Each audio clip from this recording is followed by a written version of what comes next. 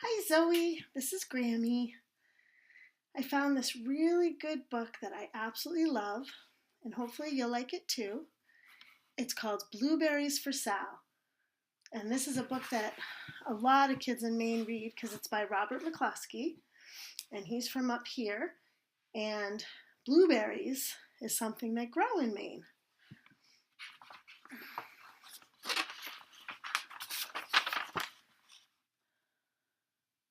So here's the picture. They're making blueberries and putting them in the jars to make blueberry jam and all kinds of yummy things for blueberries. Blueberries for Sal. And we pick blueberries from these little bushes. And they're really yummy. One day, little Sal went with her mother to Blueberry Hill to pick blueberries. Little Sal brought along her small tin pail, and her mother brought her large tin pail to put berries in. "We will take our berries home and can them," said her mother. "Then we will have food for the winter." And here's Sal and her mom, and they're going to get blueberries. Little Sal picked 3 berries and dropped them into her little tin pail. Kerplink, kaplink, kaplunk. She picked 3 more berries and ate them. Then she picked more berries and dropped one in the pail. Kaplunk! And the rest she ate. Then little Sal ate all 4 blueberries out of her pail. Uh-oh, Zoe. Now how's she going to have blueberries for canning if she eats them all? Silly Sal.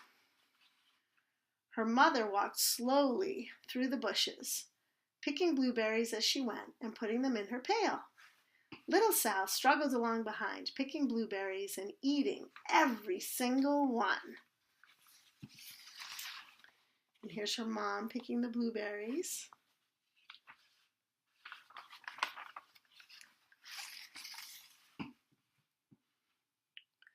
Little Sal hurried ahead and dropped a blueberry in her mother's pail. It didn't sound kaplink because the bottom of the pail was already covered with berries. She reached down inside to get her berry back.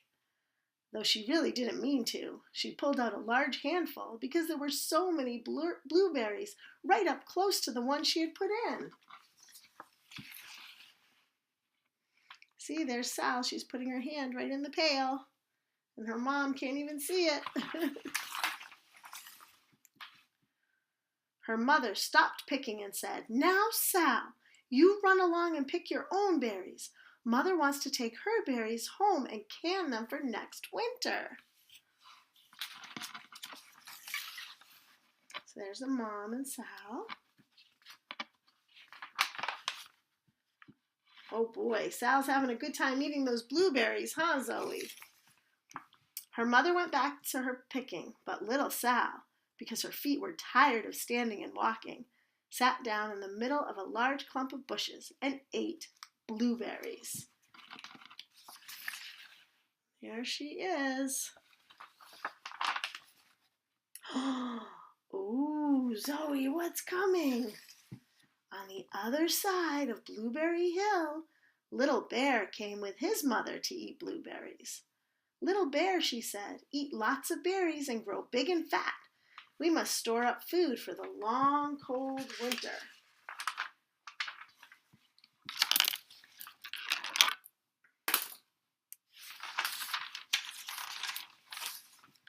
Little Bear followed behind his mother as she walked slowly through the bushes eating berries. Little Bear stopped now and then to eat berries. Then he had to hustle along to catch up. Because his feet were tired of hustling, he picked out a large clump of bushes and sat down right in the middle and ate blueberries. Who does that sound like, Zoe?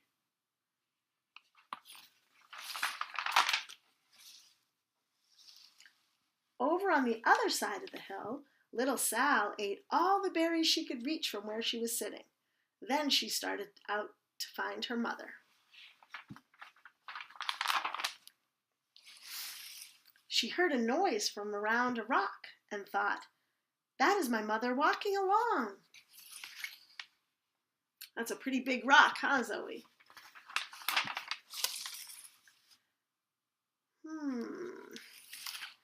But it was a mother crow and her children, and they stopped eating berries and flew away, saying, "Caw, caw, caw."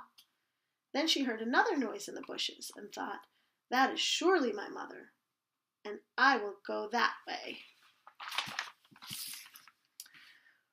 But it was Little Bear's mother instead. Uh-oh. She was tramping along, eating berries and thinking about storing up food for the winter. Little Sal tramped right along behind. Uh-oh. By this time, Little Bear had eaten all the berries he could reach without moving from his clump of bushes. Then he hustled off to catch up with his mother. He hunted and hunted, but his mother was nowhere to be seen. He heard a noise from over a stump and thought, "That is my mother walking along." Do you think it's going to be his mother, Zoe? Let's see. But it was a mother partridge and her children. They stopped eating berries and hurried away. Then he heard another noise in the bushes and thought, "That is surely my mother. I will hustle that way."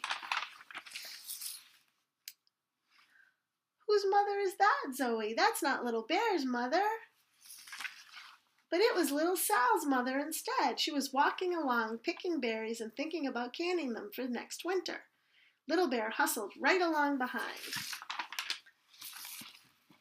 Little Bear and Little Sal's mother and Little Sal and Little Bear's mother were all mixed up with each other among the blueberries on Blueberry Hill. Oh my goodness, they were very mixed up, huh, Zoe?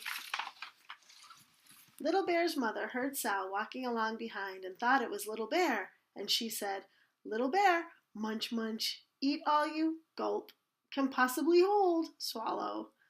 Little Sal said nothing. She picked 3 berries and dropped them, ka-plink, ka-plank, ka-plunk, in her small tin pail.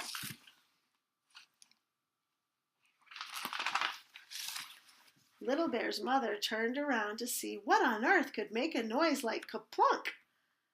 "Grumph!" she cried, choking on a mouthful of berries. "This is not my child. Where is Little Bear?" She took one good look and backed away. She was old enough to be shy of people, even a very small person like Little Sal.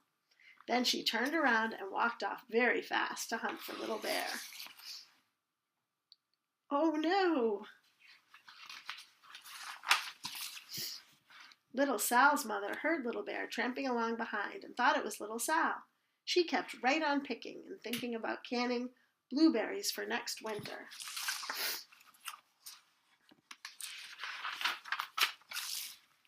Little Bear padded up and peeked into her pail.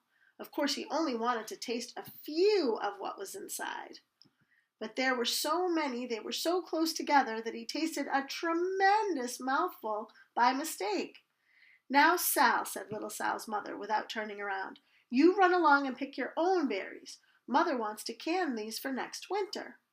Little Bear tasted another tremendous mouthful and almost spilled the entire pail of blueberries. Look at that silly bear. Little Sal's mother turned around and gasped, "My goodness, you are not Little Sal. Where, oh where is my child?" Little Bear just sat munching and swallowing and licking his lips. Little Sal's mother slowly backed away. She was old enough to be shy of bears, even very small bears like Little Bear.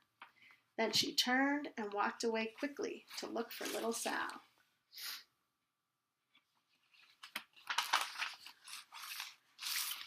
Here's Sal's mom looking for her. She hadn't gone very far before she heard ka-plink, ka-plank, ka-plunk. She knew just what that made that kind of noise. Look, there's Sal behind the rock. Little Bear's mother had not hunted very long before she heard a hustling sound that stopped now and then to munch and swallow. She knew just what made that kind of noise. And look, there's Little Bear in the bushes. Little Bear and his mother went home down one side of Blueberry Hill, eating blueberries all the way and full of food stored up for next winter. And little Sal and her mother went down the other way, picking blueberries all the way, and drove home with food to can for next winter. A whole pail of blueberries and 3 more besides. And there they are. There's their kitchen, and there they are making blueberries. The end. Well, I hope you enjoyed that story, Zoe. I love you. Hi, sweetie girl. I know I'm upside down. That's my document camera. Okay, bye-bye. Have a good night.